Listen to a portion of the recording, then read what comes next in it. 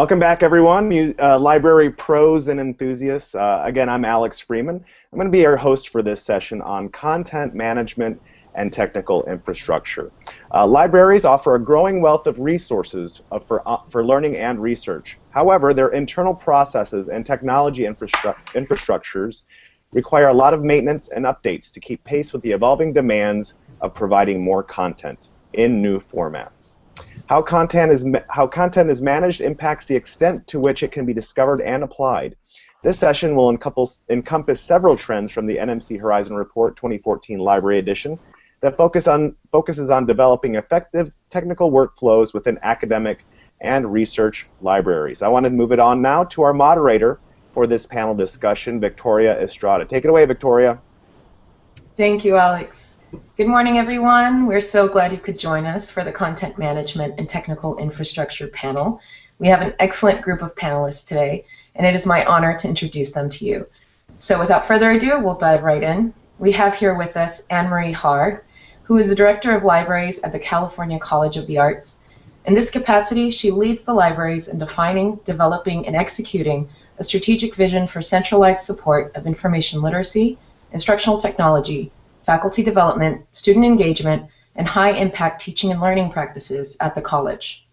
Central to this process, Anne-Marie believes, is rethinking and redesigning information architecture and content management practices from the ground up. She served on the Horizon Project Library Expert Panel, and we are so grateful to her for doing that. Anne-Marie, we'll actually pose our first question to you. What is your involvement with content management and tech infrastructure at the California College of the Arts? Thanks, Victoria. Well, CCA is a mid-sized art and design school in the Bay Area, and we have 32 academic programs ranging from traditional fine arts, so sculpture, glass, printmaking, to design programs. We have an MBA in design strategy, interaction design that we offer, to architecture programs and humanities and sciences. And one of the degrees we offer in humanities and sciences is a MFA in comics. So our community is comprised first and foremost of practicing artists. Inherent to this is that the scholarly record is different from traditional research universities. The research that our students and faculty do are very based out in the field. They can comprise of standing at roadsides and photographing events that happen or going out, a lot of user studies. So all of that data and information that is generated is just difficult to deal with and to collect and capture and archive.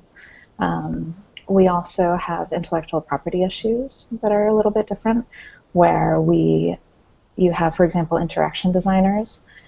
The idea that they're coming up with before they even go out and build a new app is really precious to them. And so how do you teach them about intellectual property and kind of dealing with the copyright issues around that? So we work really hard here to try and model and build innovative but sound practices that not only teach but also then inspire our community so that they can become the next wave of thought leaders in this area for us. That's great. Thank you, Anne-Marie. Such a valuable perspective coming from an arts college. Next in line here, we have Rachel Wasik, who is currently the head of web services at the University of Houston Libraries. This is where she manages the library's web presence and strives to improve the user experience across systems. Her research and professional interests include open source technologies, user experience design, information architecture, and digital libraries. She received her MLIS from the University of Pittsburgh. She is also the 2014-2015 president of the Library Information Technology Association, that's LITA, a 2014 Library Journal Mover and Shaker, a 2007 ALA Emerging Leader, and an avid board gamer. Welcome, Rachel. I'm going to pose the same question to you. How are you involved with content management and tech infrastructure at the University of Houston Libraries? Thank you, Victoria. To give a little background, at the University of Houston we have about 43,000 students It's a mostly undergrad focus. It's a very diverse student population. We have a lot of international students, and we also have a lot of first-generation students, college students. There are a lot of big initiatives on campus. Our president, Renu Couture, has pushed a lot of medical innovation, and Houston is sort of known for being the energy capital of the world and the world's largest medical center. So there's a lot of STEM initiatives and science and research. So a lot of the library is supporting all of this. In my department, in the web services department, I manage the web presence for the library. So that means we work with the other departments in the library that manage other systems, and we try to bring all of these together through system integration and create a single user experience. We help with content strategy, the information architecture, the graphic and interaction design, provide consistent branding, working with our marketing team. We run multiple Drupal CMSs and several other systems that allow users to manage their own content. When I say users, I mean library staff to manage their own content. And we try to take advantage of various systems APIs to bring content together more dynamically.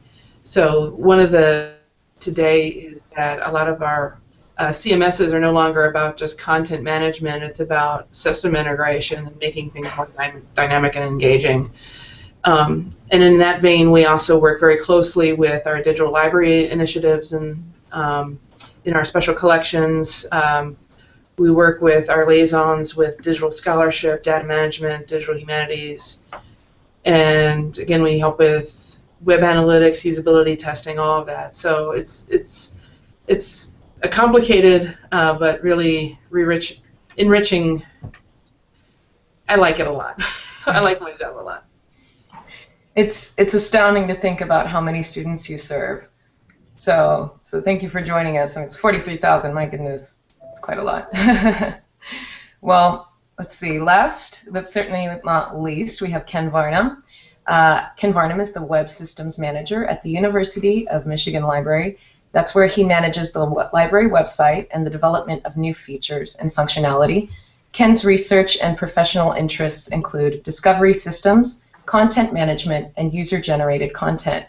A graduate of the University of Michigan School of Information, he wrote Drupal in Libraries in 2012 and edited The Top Technologies Every Librarian Needs to Know in 2014, as well as The Network Reshapes the Library, Lork and Dempsey on Libraries, Services, and Networks.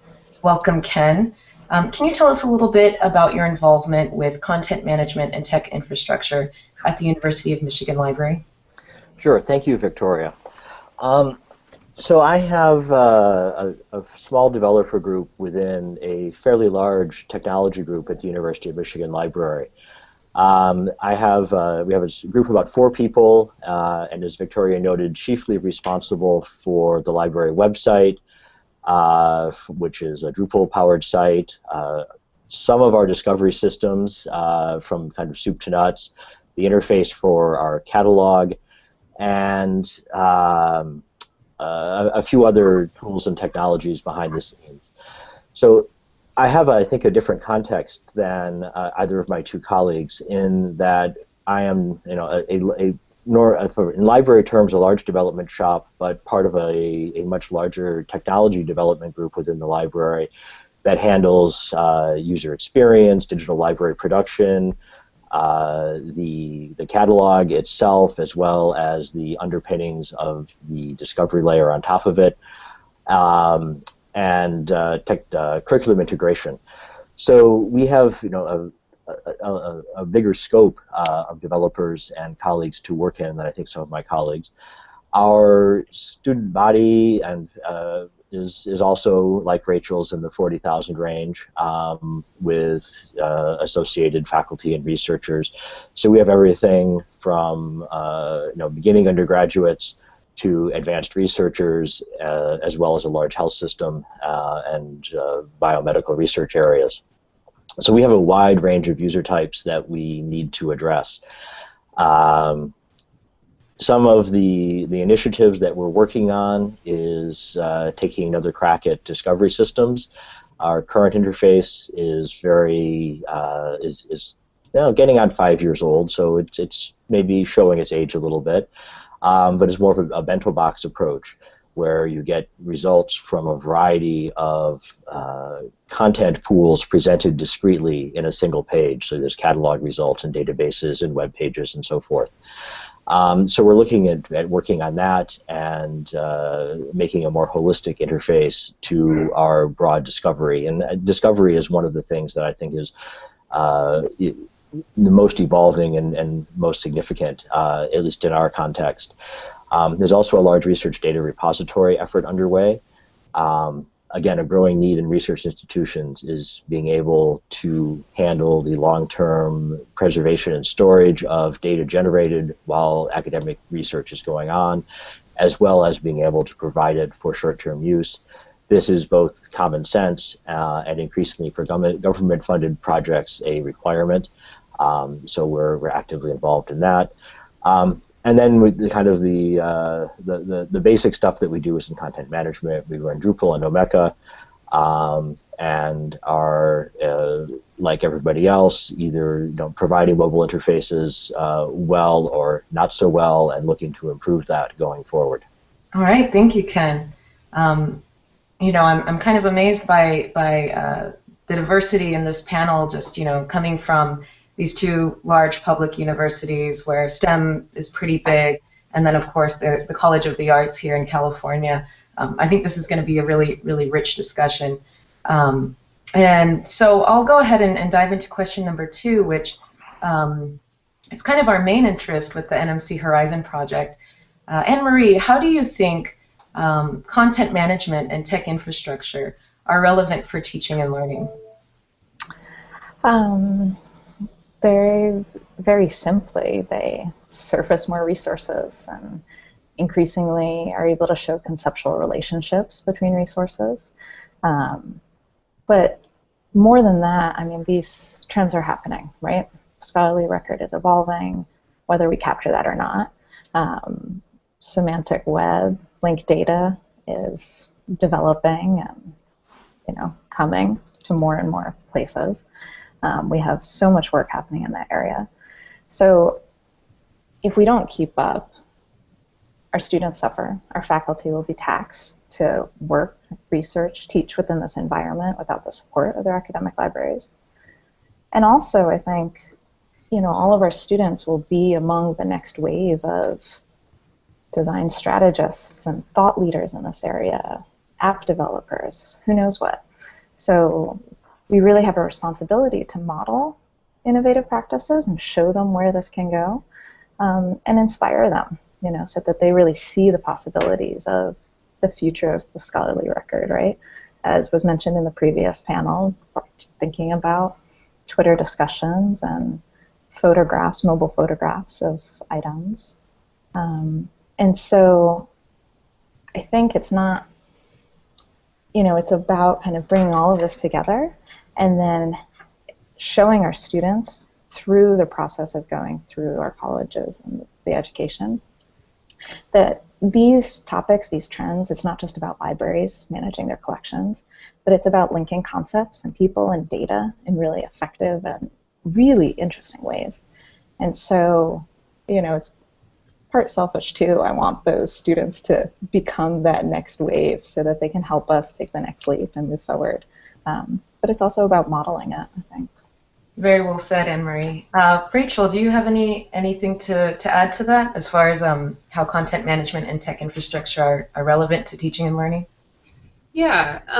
When I talk to our liaison librarians who are sort of at the forefront of interacting with students and with faculty, they have to be very familiar with applying their own knowledge of a particular discipline, the pedagogical approaches, research methods, etc., to identify gaps where users are trying to get information and accomplish things, and what they can actually do. But I see a lot of trends in embedding librarians more deeper into the curriculum. They're more at the beginning of the curriculum development parts. And I think the changes in the way that they're teaching, and again, with 43,000 students, you can't have as many face-to-face interactions. You have to have a lot more web-based, mobile-friendly, self-service types of tools.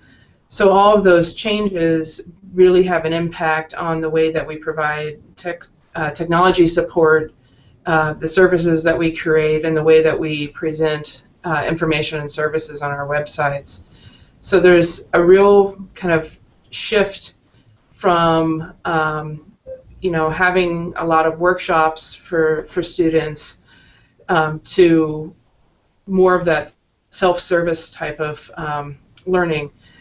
There's also a lot more, what I'm seeing is a lot more of a convergence between information literacy and digital or scholarly communication. The research support that we're giving faculty is no longer just about helping them do their research, but it's becoming partners with them and helping them to be more socially engaging and collaborative with other researchers, even at other institutions. So again, this is really, those things are having a real impact on teaching and learning at least in the web world that I interact in. Thank you. I think that's a really good point about self-service learning, how libraries are adapting to that, to the way things are going now. Moving on, Ken, what do you think about how this topic, content management and tech infrastructure, are relevant to teaching and learning? I think they're absolutely core. For as long as we've had the kind of the university model of education, the library has lived often at the geographic heart of campuses, but also at the intellectual heart. And as times have changed, we've gotten to a point in internet years very quickly where there is so much information, so much knowledge out there, every place, that I think that there is the risk to libraries that many of us have talked about for a while, of libraries losing their relevance within the campus setting.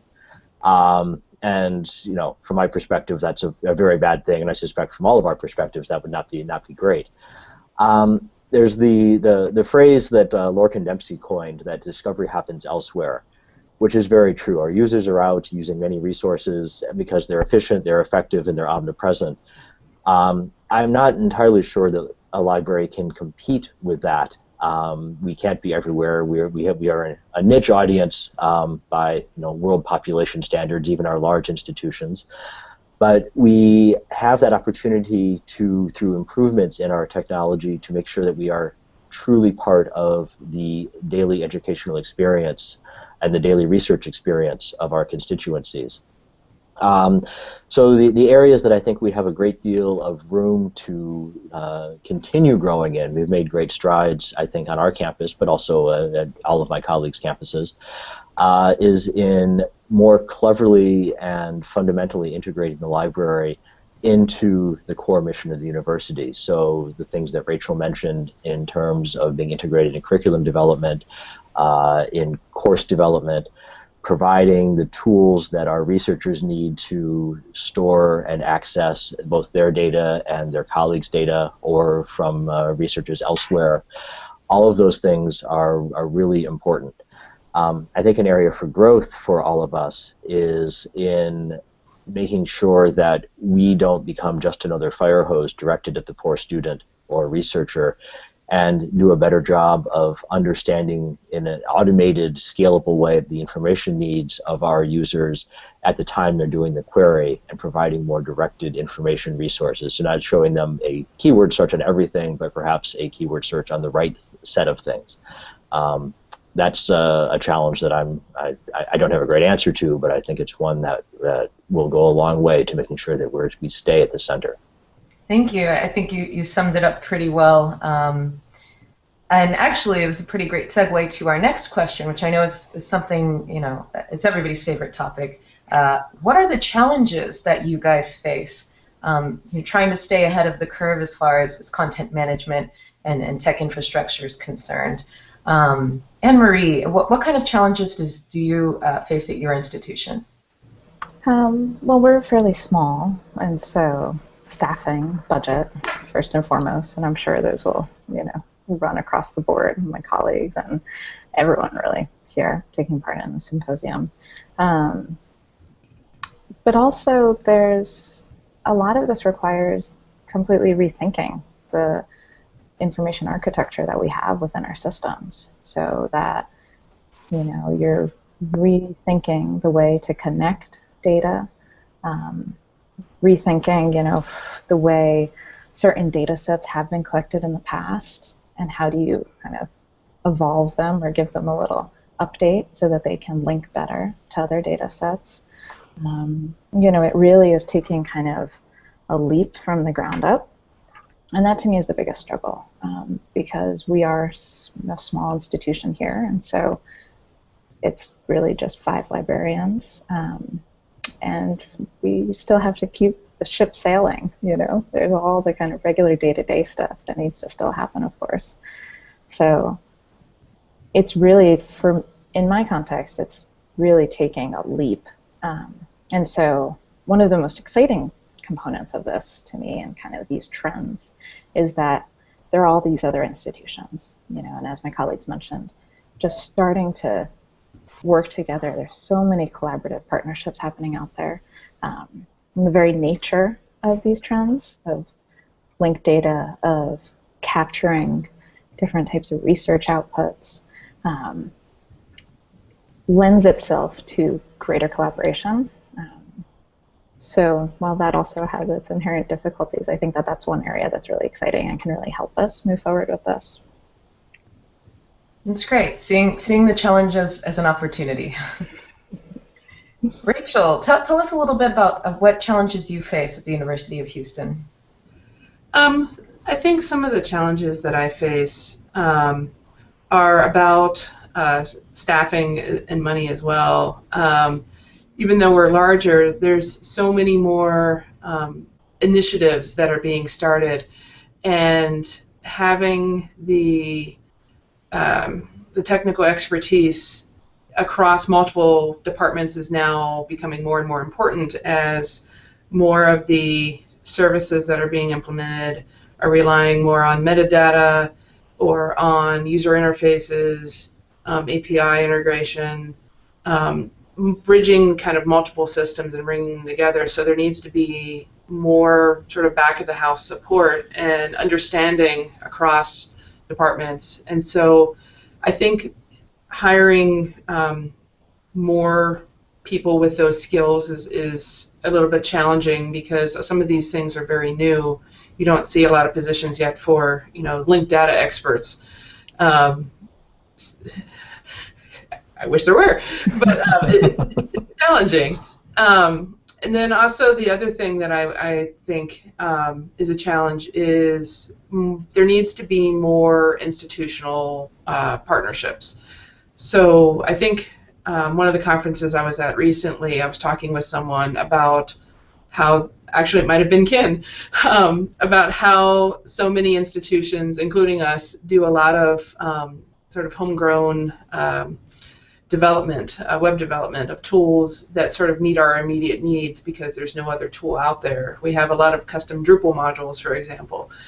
And I think one of the challenges is, even though it's a little more difficult and time-consuming, I think it's essential that institutions look to other institutions to partner with and to try to solve some of these problems, and to develop tools together, to solve data management issues together, to build digital repositories together, instead of having kind of this continuation of silos. So I think that is a challenge. It's not easy to do. We've been talking about it at our institution for a while, and it's difficult to get started if you haven't done it before. I think that's a great point. It's a matter of exchanging expertise, and at small universities, or even large ones, you might lack a specialized staff that has that knowledge, but another university might have all that know-how already. Mm-hmm. Really great points, Rachel. Ken, can you add on to that discussion a little bit? What challenges do you face? Well, as Rachel noted, I think there is that the ability to take on projects and do them and finish them and then share them back is something that is much needed. In Michigan, we have the luxury of, and it really is a luxury, of a large group of developers, and that has been something of a two-edged sword. In one way, we've been able to build the systems exactly the way we want them for our own uses, tied tightly to everything else, which is wonderful. We have a great suite of software running everything. Even when it's based on open source tools, we've often made them just so for us. The flip side of that, of course, is that it makes sharing what we have done with anybody else much more challenging, and it makes building or kind of restoring or adding on functionality that another library or group might have built, putting it back into ours, hard too, because we have kind of gone off in our own direction more times than might be optimal. So we've forked the code a lot and not gone back. I think that's something that we are much more cognizant of now than we were a few years ago. And the more that we have seen opportunities that we have had to pass up to borrow somebody else's work and to build on it because we can't get there from here, the more we realize that being two-way contributors in open source software is much more important than having it out there. I think it was a very unconscious decision, and kind of it just happened that we ended up where we are, but we now realize that we have closed some doors at the same time that others have opened. So I think that making sure that the code is extensible and reusable, both for ourselves and for anybody else, in the hopes that everybody else does the same thing, that's a critical challenge that we need to get to. I think another big challenge is in discovery. As I noted before, I think discovery, getting to the resources that the library licenses, is one of the most critical areas for us to have continued relevance. And I've been understanding what we are discovering, what data are there, has been something of a challenge for I think for many libraries who go in for the big web scale discovery services, from whether they're from ProQuest or EBSCO or WorldCat or Ex Libris or whoever. And actually, I've been involved over the last few years with the NICE Open Discovery Initiative, which is had a recommended practice earlier this year on sharing information all along that content stream, from either the publisher or ANI service to the discovery service to libraries, as to what exactly is in those massive packages that we all want to turn on or turn off. Trying to understand the data that are there, what is passed along, and what can be used in what ways. I think that's another area, and it highlights the idea of broader collaboration. Our discovery system at its heart is very much like any other libraries. We use Summon. So anybody else who uses Summon gets the same data that we do based on whatever they've licensed. The tool works more or less the same way. But it's making sure that we all understand what it is that we have and don't have, that I think is another area, as content becomes more and more both diffuse in origin and concentrated in access. I think you touched on a lot of different points. Rachel or Anne-Marie, did you wanna identify or add to any of the challenges that Ken mentioned, or expand anything? I saw something come up in the chat. Jordan posted about a letter to a young scientist, Wilson's. I've heard it said differently as, you don't want to become the nightclub, you want to become the limo that takes you to the nightclubs. But I think it's a really good point, not only because it applies to personnel and staffing, but I think it also just applies to libraries. Especially coming from a smaller institution, there's no way that we can collect all these materials, right? And we can have all these collections. And so all of our discussions, and there's already been a lot about partnerships and collaborating, lends itself to that as well, where I think libraries need to kind of become that vehicle as well. And that can be one way to surmount that challenge. so that, as mentioned, we don't have these silos and these systems that don't talk to each other. So yeah, I think that's a good point. To follow up on Anne-Marie and Ken, as well as the question from Mark Davis in the chat, what would you suggest as content management strategies for smaller schools that don't have the resources of a research library to draw on? I think that is challenging. I think when I think about content management strategies, even on Twitter, someone said, "Can we define content management?" I'm looking at the materials that we license, the things you find in the OPAC, even the services that we're providing on the website. I see that all as like different types of content.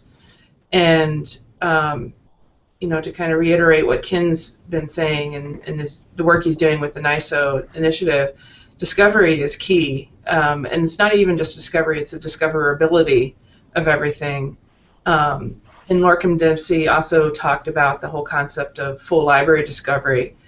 And, we buy these or license these discovery systems that have a great way of bringing in different resources together, but it's still mostly just kind of the electronic and print resources of the library and not necessarily the services or the people. And I think that one of the challenges that both big and small institutions have is figuring out how to best kind of present these types of things, this full library discovery concept, to its users.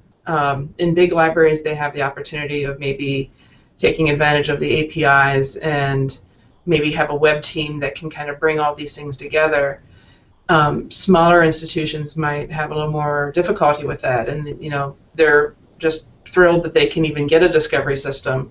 So how do they then kind of take advantage of this full library discovery concept?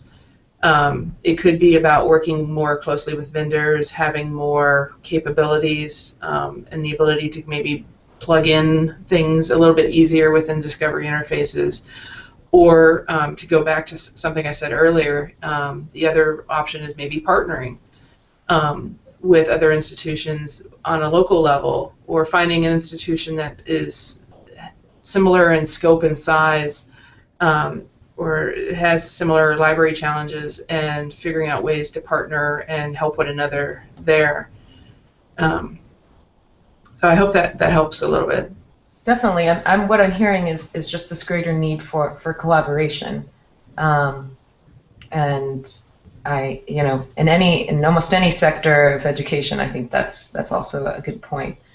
Well, I'm actually really curious to know. It sounds like you guys are all experts in the field, and I'd like to ask you, what do you think are the motivations that are driving these trends that we've discussed? At its core, I see the motivation really coming from kind of this new way that people work together, and that we view research, that we think of, because, as has been mentioned before, discovery happens elsewhere. Information is always out there. Patrons are finding this on their own. It opens up a whole new world in terms of finding data, information, understanding it, evaluating it. And so I think that this is actually just a very natural progression for the way that people are thinking about it. And I think, one of the kind of topics is that continual progress in technology standards and infrastructure as a trend. And I'm not sure if I would have articulated that exactly as a trend, because I think that is just inherent in the work that libraries do. It's, we're constantly looking at all this new, knowledge creation that's happening out there, and how do you pull that in? And the very methods by which knowledge is being created these days has changed. So we need to adapt, and we like our standards, as we've mentioned before, and so we need to adapt those and adapt the infrastructure. So curiosity, maybe if you can bring it down, boil it down, curiosity and innovation are kind of the motivators. I like that. I think those are good points. Rachel or Ken, would you like to add? And what do you think that are the motivations driving these trends that make up this larger topic? Anne-Marie noted a couple: evolving nature of the scholarly record, continual progress in technology standards and infrastructure, discovery happens elsewhere. What do you think are driving these? Well, I'll take a crack at it. I think that there's, I don't want to say fear, but the sense of loss of relevance and loss of focus for libraries. Research is changing so quickly that I think many libraries are kind of feeling they have to struggle to keep up and not lose that central place. Given the way that research and broadly academic work is done and how digital it has become, both in the process of discovering whatever it is that whatever you're doing, the process of creating your scholarly work, the trails that you leave behind as a scholar, where years ago those were invisible and untraceable. It was somebody looking at a card catalog or perhaps pulling an index off the shelf. Now there's so much more richness that could be exposed, and I think that there's a great deal of curiosity. Certainly on the librarian side, is what is actually happening when someone does research. What can we do to understand better where people are starting from and where they are going, and then how can we make sure that we put the expert help where it's needed. That strong service ethic within librarians, I think, is also pointing us in this direction, that we want to be there at the point of need. We want to be there at the time that the researcher has the question. And while we once, which probably still do, staff the reference desk at 2 a.m. At crunch time during the semester, crunch time is now all the time online. And how can we be there? How can we figure out what those interactions are so that we can be there personally or abstractly at the time that we need to be there to help somebody answer the question that they're asking. That's great. I really like the idea of the strong ethic of service that librarians have. That's what I've taken away.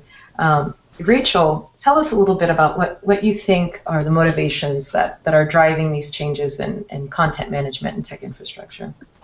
Well, in addition to agreeing with Anne-Marie and Ken, I mean, they said most everything, but I would say some additional things might be the fact that a lot of the needs on campus are becoming more multidisciplinary, and that is forcing us to think differently and to present services and information in different ways, whether in-person services or through the web. And also, I think the user, Ken was talking a lot about the staff needs, but I think the users have a lot of expectations about how they engage with the library and the resources that we have, and those experiences are sort of based on their experiences working with commercial tools. So they don't just expect a list of links and as a result on Amazon. They want to know reviews. They want to know. They want everything hyperlinked. It's sort of the whole linked data concept. They expect everything to be connected and easily navigatable and usable. So I think that, in conjunction with a lot of needs to sort of show our value as libraries and as librarians, there's a big push for assessment as well. And so I think having more people in their libraries, experts who do assessment or do user experience and user research, I think all those will help with these other sort of motivations that are driving all of these trends and changes. Well, thank you, Rachel. We've got 2 minutes left here in our discussion. It has been a very substantial discussion, and one that I hope our audience has taken note of. Do you guys have any final thoughts before we close out this discussion? I would just say it's really exciting. You know, all of these trends at their core in our day-to-day lives are actually very tedious in terms of implementing them and working and developing them. But it's really exciting to think about, you know, the possibilities and the ways that, you know, just the OPAC may change. We think forward 50 years, can we do concept mapping of our resources, you know, instead of just these lists of resources being, you know, kind of scrolled all the way down the screen.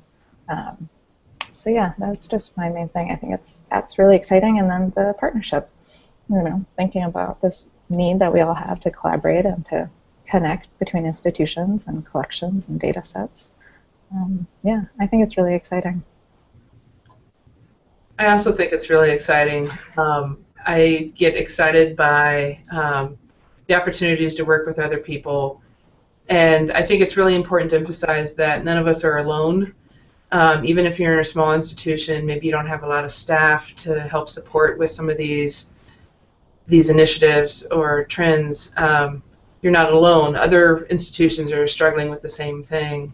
But being open and transparent about what you're discovering and what you're learning about, whether you're in a small institution or a big institution, helps one another. And so going back to sort of that service ethic that Ken mentioned, I think it's really important to help one another on this path that we're on. Yeah, I guess I don't have anything to add to that, really. We're suddenly at a place where we can be immensely more actively collaborative than ever before. And we need to actually follow up on that and get to a place where we have the best outcomes for the most of us as the driving force, rather than my little special snowflake project is going to be the one that we do. I'd like to see much more of that. Such a great sentiment to end on, Ken. Well, I think we've reached the hour now. I'd like to thank everyone, Anne-Marie, Ken, and Rachel, for joining us, as well as our attentive audience.